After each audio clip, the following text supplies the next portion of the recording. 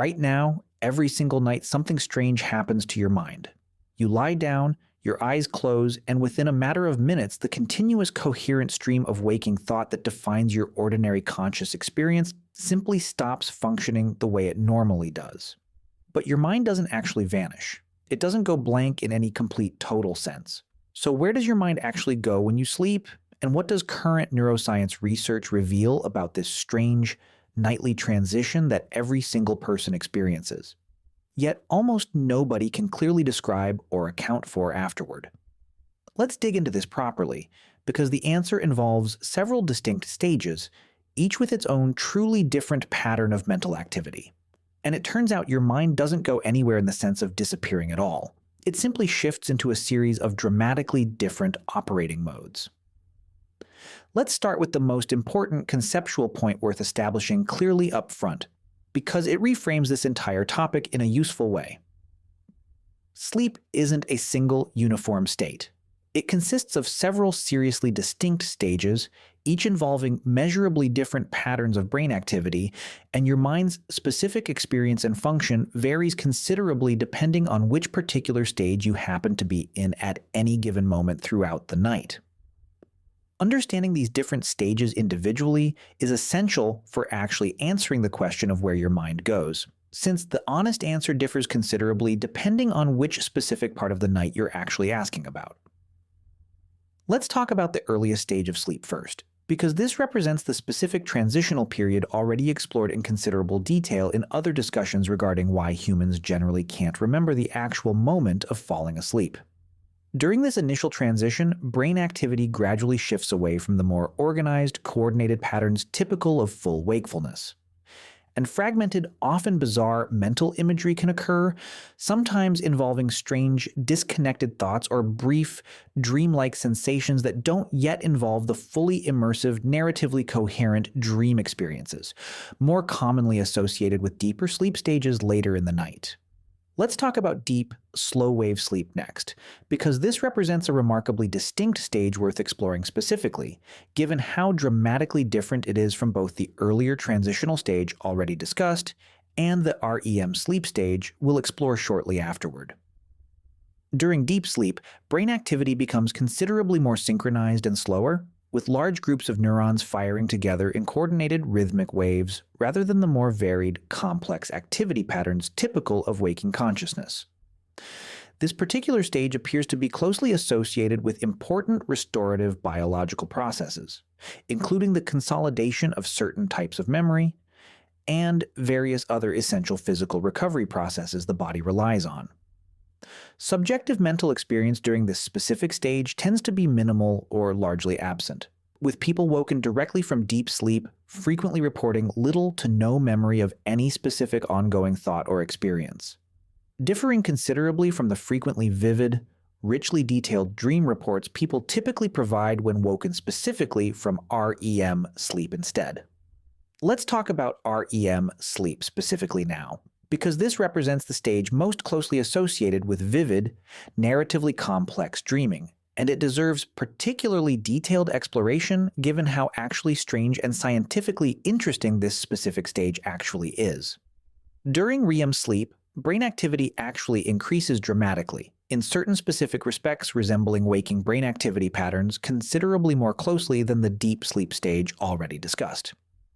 This is the stage during which the vivid, immersive, often bizarre dream experiences most people associate with dreaming primarily occur, discussed at considerable additional length in other explorations of dreaming and its likely underlying biological and psychological functions. This detail is worth sitting with directly because it reveals something worth appreciating about your mind's actual nightly journey. Rather than gradually powering down into a single, uniform, minimally active state throughout the entire night, your brain actually cycles repeatedly between dramatically different activity patterns, alternating between the relatively quiet, minimally conscious deep sleep stage and the surprisingly active, richly experiential REM sleep stage, typically completing several full cycles through this entire sequence over the course of an ordinary night's sleep. Let's talk about the specific brain regions involved during REM sleep and dreaming too, because understanding the particular neuroanatomy involved helps explain why dream experience feels so distinctly different from ordinary waking consciousness. Brain imaging research has found that certain brain regions associated with visual imagery, emotional processing, and memory become notably active during REM sleep, while certain other regions, particularly those associated with logical reasoning, self-critical evaluation, and rational, coherent judgment, show reduced activity compared to waking consciousness. This specific pattern helps explain several distinctive, commonly reported features of typical dream experience, including why dreams so frequently involve vivid, emotionally intense imagery, and why dreamers so often fail to notice or question logically impossible or internally inconsistent events occurring within the dream itself, something that would be immediately, obviously apparent during ordinary waking consciousness. Let's talk about the default mode network's role during sleep too, because this connects directly to research already explored in considerable detail in other discussions regarding what the brain does during unfocused waking rest specifically.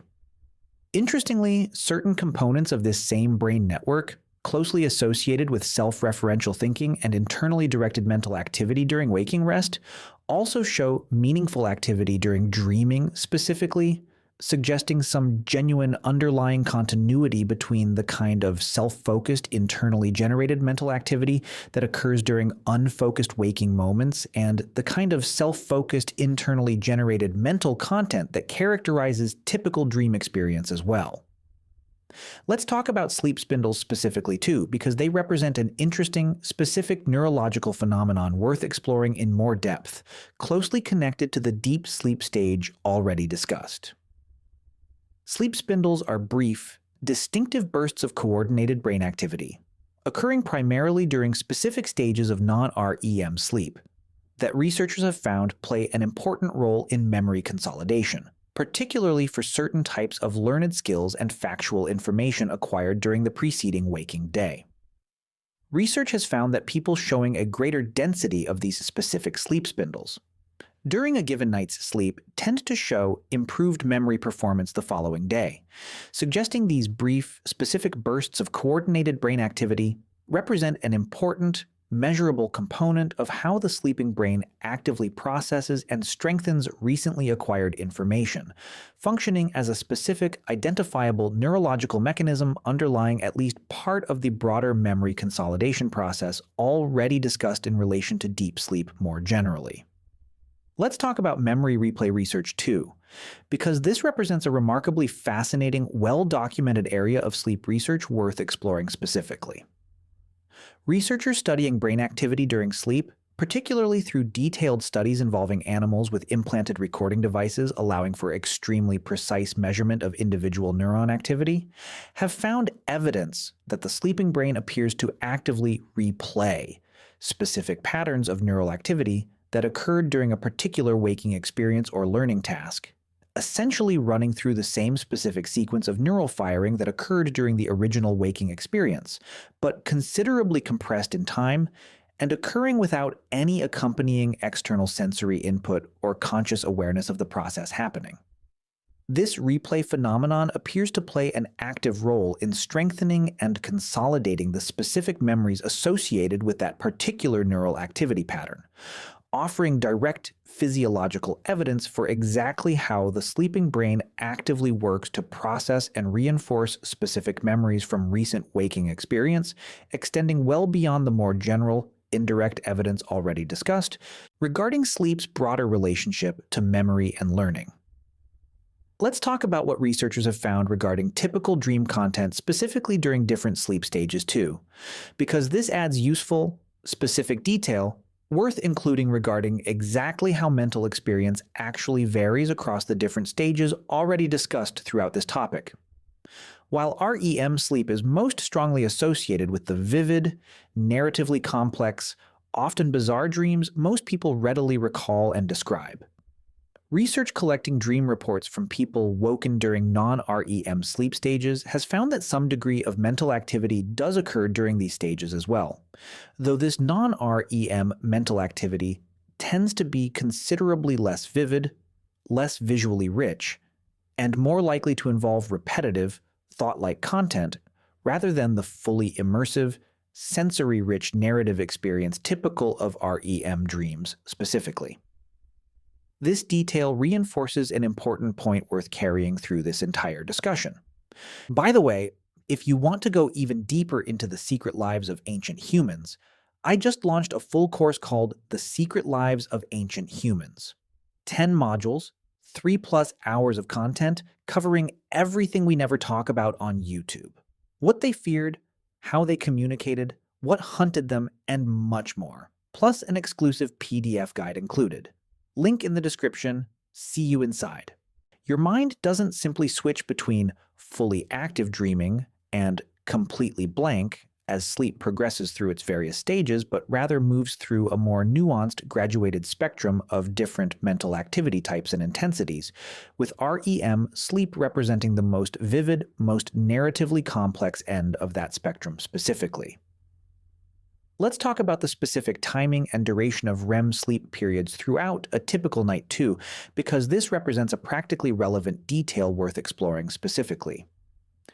REM sleep periods generally become progressively longer as the night continues, with the earliest REM period of the night occurring roughly 90 minutes after initially falling asleep, typically lasting only a few minutes, while later REM periods, occurring closer to natural waking time, can extend considerably longer, sometimes 20 minutes or more. This detail helps explain a commonly reported personal observation many people notice directly. The most vivid, most memorable dreams frequently seem to occur closer to natural waking time specifically, which makes considerable sense given that these later REM periods are both longer in duration and positioned closer to the moment of waking, when at least some degree of memory formation and retrieval, discussed at greater length in other explorations of memory, and the sleep-wake transition specifically, becomes somewhat more likely and more reliable compared to REM periods occurring earlier in the night. Let's talk about cross-species comparison regarding sleep architecture too, because this offers an interesting evolutionary perspective worth exploring before continuing this discussion further. Research on sleep patterns across a wide range of different animal species has found that most studied mammal and bird species also cycle through broadly similar distinct sleep stages, including something functionally comparable to REM sleep specifically, suggesting this general pattern of cycling between different sleep stages likely represents a deeply rooted, evolutionarily ancient feature of how complex nervous systems generally organize and manage sleep, rather than representing some kind of uniquely human neurological pattern requiring an entirely separate evolutionary explanation. Let's talk about consciousness and self-awareness specifically during dreaming too, because this represents a particularly interesting, actively researched dimension of this broader topic worth exploring in careful detail. During ordinary, non-lucid dreaming, people generally don't recognize that they're actually dreaming while the dream is actively occurring, accepting even logically impossible or wildly inconsistent dream events as completely normal and unremarkable within the context of the dream itself. This detail connects directly to the reduced activity already discussed in brain regions associated with logical evaluation and self-critical judgment, suggesting the specific neurological changes occurring during REM sleep directly explain why dreamers so consistently fail to recognize their own dreaming state while it's actually happening in real time.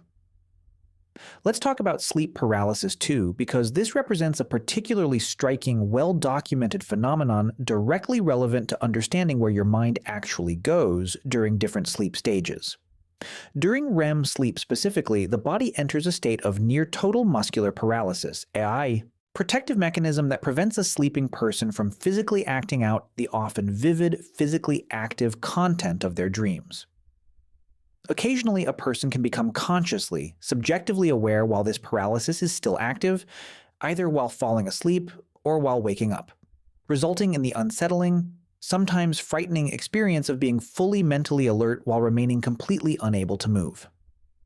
This phenomenon offers valuable additional insight into how distinctly different mental and physical states can actually become during different specific stages of the sleep cycle, with mind and body sometimes becoming temporarily, unusually disconnected from each other in ways that don't typically occur during ordinary waking experience.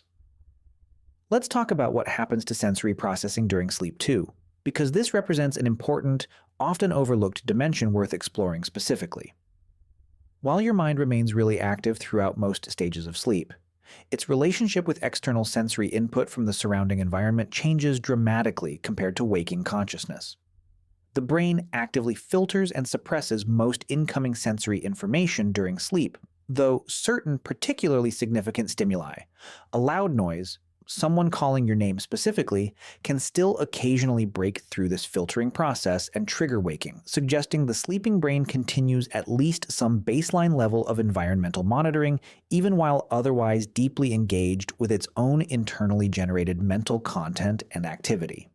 Let's talk about what happens to the mind under conditions of significant sleep deprivation too, because studying this specific disruption offers valuable indirect insight into just how important this complex nightly cycling process actually is for normal, healthy mental functioning.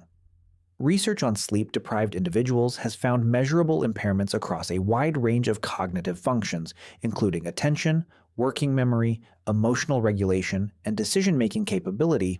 with these impairments generally becoming more pronounced the longer sleep deprivation continues. Interestingly, researchers have found that selectively depriving someone of REM sleep specifically, while still allowing other sleep stages to occur relatively normally, produces a distinct pattern of impairment compared to depriving someone of deep, slow-wave sleep specifically, suggesting these different sleep stages truly serve at least somewhat different, non-interchangeable functions, rather than representing redundant or fully substitutable components of an undifferentiated overall sleep process. This detail is worth appreciating because it reinforces something important worth carrying through this entire discussion.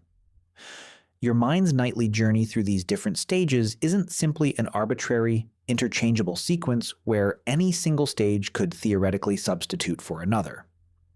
Each stage appears to serve its own particular, at least partially distinct function, contributing something specific and difficult to fully replace through any of the other stages alone, which is part of why researchers studying sleep generally emphasize the importance of obtaining adequate total sleep time specifically, rather than simply achieving some minimal baseline level of unconsciousness, regardless of how that overall sleep time happens to be distributed across the different specific stages already discussed throughout this topic.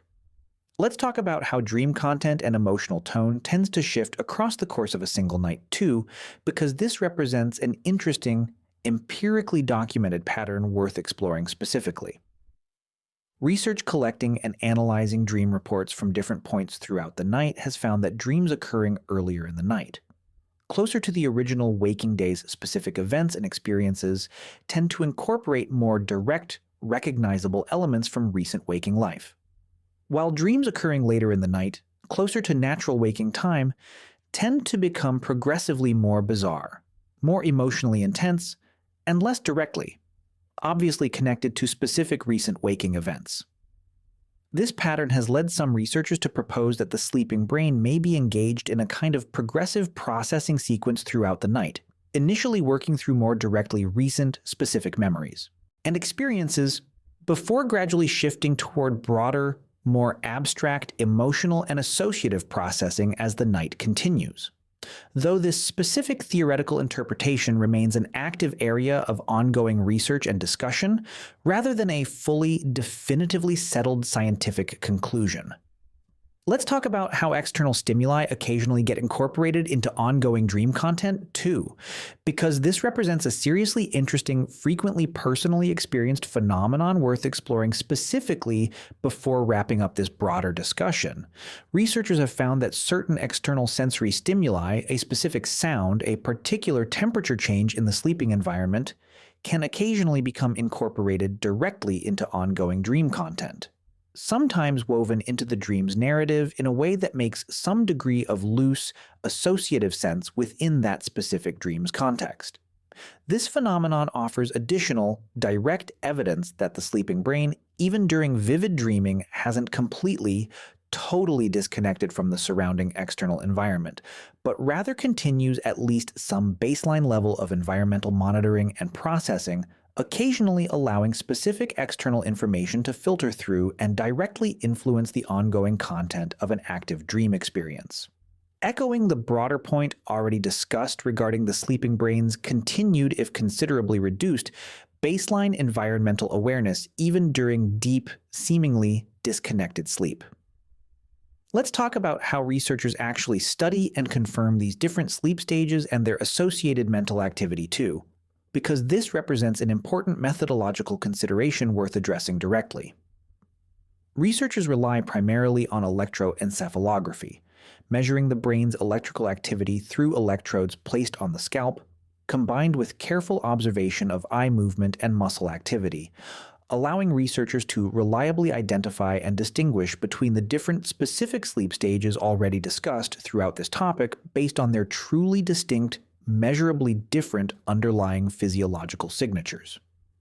Combining this physiological monitoring with careful dream reports collected immediately upon waking research participants at specific, controlled points during different sleep stages has allowed researchers to build an increasingly detailed, evidence-based picture connecting specific measurable brain activity patterns directly to the actual, reported subjective content and character of a person's mental experience during that exact same specific stage.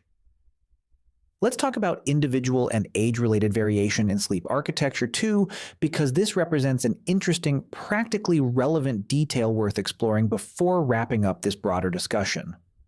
The specific proportion of time spent in each sleep stage and the overall pattern of cycling between these different stages throughout the night varies meaningfully across a person's lifespan, with infants spending considerably more total time in REM sleep, specifically compared to older children and adults, and older adults generally experiencing somewhat reduced deep sleep compared to younger adults.